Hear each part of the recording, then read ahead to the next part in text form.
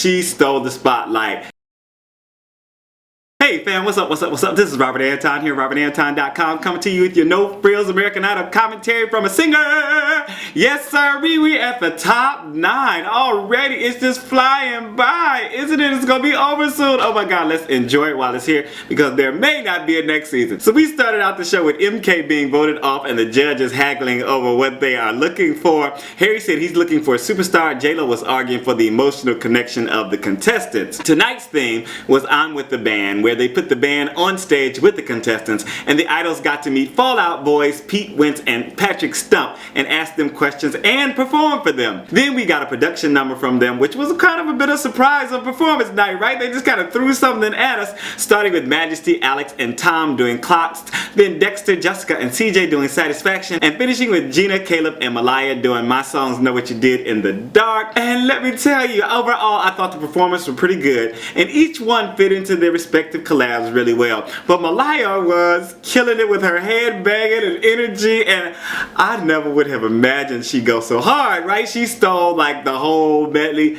She stole the spotlight. Good going, girl. Now, before each performance, we got clips of what the contestants were doing before they auditioned. Alex Preston started out doing Don't Speak by No Doubt, and he started out keeping the rhythm on his guitar, and then the band kicked in with a really sweet light rock, like alternative contemporary arrangement. I wasn't surprised that this sounded really good in his voice, and I like the little glottal stops he added here and there to spice it up. He must have been listening to The Voice yesterday. I just wish he would have did some scatting, because he seemed to be going in that direction near the end, but he kind of fell short of and then, you know, so I was like, okay. I wasn't crazy about his ending though either, so the rest of the song I loved. The ending, not so much.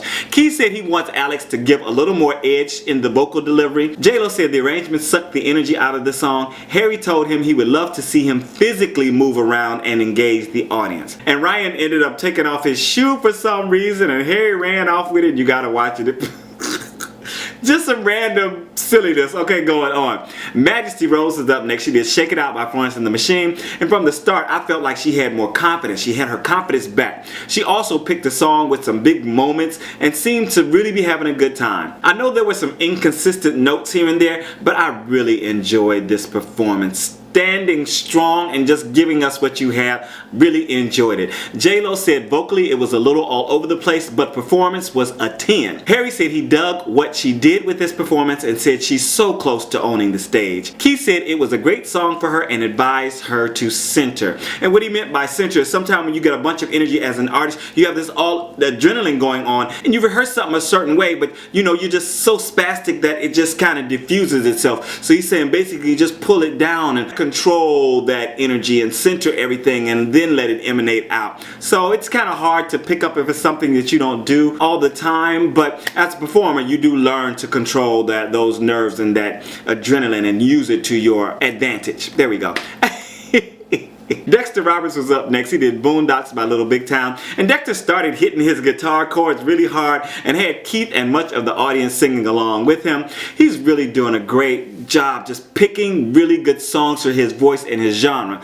I think this was more focused and intent than last week, but I still didn't get a wow moment or much originality. Harry told him again that he sounded generic. Keith said the song could have been a hit for him on country radio. J-Lo called him our resident modern country guy. This is Robert Anton. Make sure to thumb up the commentary if you're enjoying it. I forgot at some point, but you guys were doing pretty good on the last video. But please continue to thumb it up and let me know that you are enjoying the commentary. Also, let other people know that we're over here watching and discussing this show. Thank you so much for your thumbs. Malaya Watson was up next. She did The Long and Winding Road by the Beatles, and I was loving this rendition and her restraint and the way her body moved on stage. She's doing all these little things during the hits. It's so crazy that she's so young and so comfortable and knows what to do with her arms and her body and her legs and just everything, you know, just really great. Going into the bridge was a little rocky as far as the vocal, but after that on through the end of the song, she had two really nice moments and massive audience applause throughout. Keith said he could feel her voice and it showed him her spirit.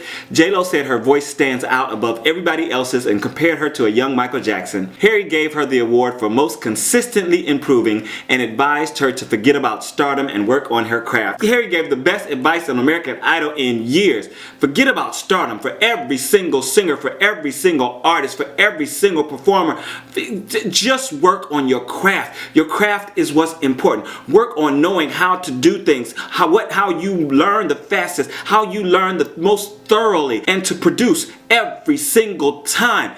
And then if stardom comes, you will be able to last. And you know what? Even if stardom does not come, you will be able to have a long and productive life in music because you have a craft to use to do what you love to do. So that is a really good piece of advice for any musician, any performer, actor, singer, dancer. So next up was Sam Woolf. He did Hey There Delilah by the Plain White T's, and he slowed this down in the beginning and picked it up on the second half of the first verse. His voice sounded good as usual, but he tried to do a few little changes that kind of fell flat for me. Again, I didn't feel like he had any connection to the lyrics and the feeling of the story. He just did not do anything with it. Good sound with no feeling behind it. J-Lo alluded to the fact that he wasn't singing the song to anyone. He asked him, did you have someone in mind? And later on he said his grandmother. No, this is not a song you would sing to your grandmother.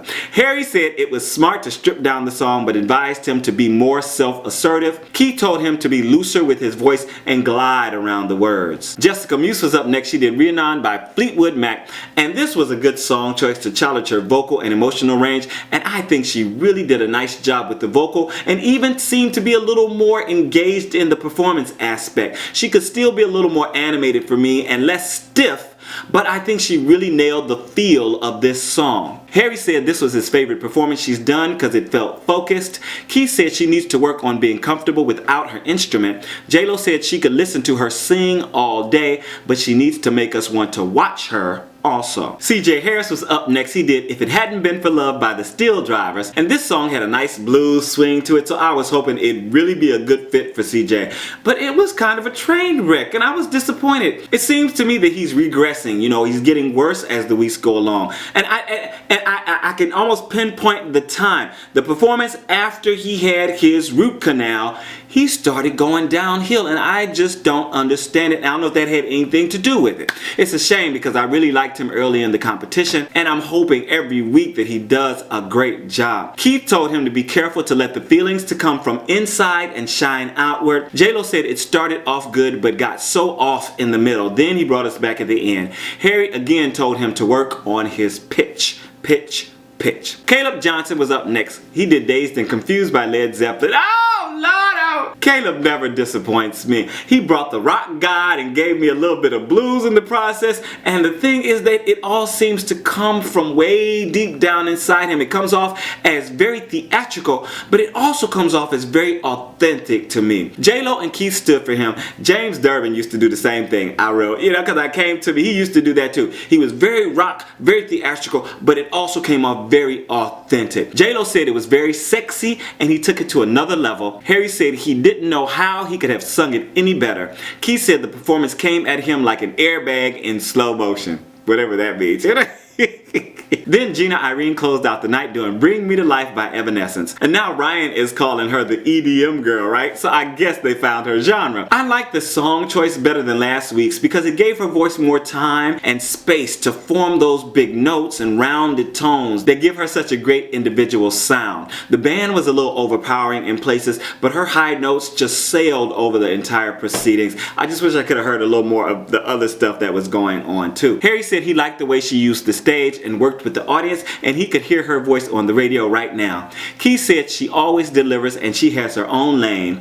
J-Lo told her she wanted her to be more messy. She said because at some point she was fixing her hair and stuff, like she was like, no, I just want you just to really just rock out just like Caleb does and just don't worry about how you look. Tomorrow night, Janelle Monáe is going to be performing on the show, and the show, remember, starts at 9 p.m. It is the elimination show. I hope to see you guys there. I am out. This is Robert Anton, robertanton.com.